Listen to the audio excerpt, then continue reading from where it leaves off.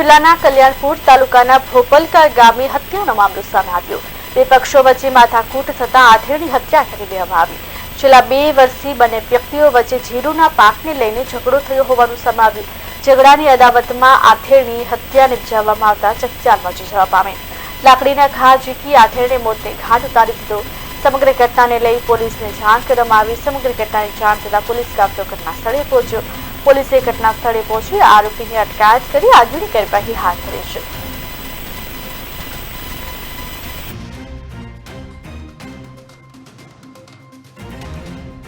ગઈકાલે તારીખ 15/4ના રોજ કલ્યાણપુર પોલીસ સ્ટેશન વિસ્તારના ભોપલકા ગામ ખાતેથી એક પોલીસને ઇન્ફોર્મેશન મળેલી હતી કે ત્યાં એક મારામારીનો બનાવ બનેલ છે।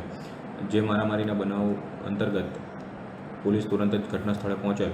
ઘટના સ્થળે પહોંચ્યા બાદ ત્યાં મૃત હાલતમાં એક પુરુષની લાશ અમને મળેલી હતી, જેની તપાસ કરતાં અને આજુબાજુમાં પૂછતાછ કરતાં એવું જાણવા મળેલ કે ત્યાં આરોપીઓ જે રમેશભાઈ દામજીભાઈ રાઠોડ, સામુબેન રમેશભાઈ રાઠોડ, જયસુખભાઈ ટપુભાઈ રાઠોડ અને રમીલાબેન જયસુખભાઈ રાઠોડ, આ ચારેય મળીને તેમને લાકડી વડે માર મારેલો હતો। લાકડી વડે મારવાથી તેમને માથાના ભાગે ગંભીર ઇજા થઈ, જે તેમનું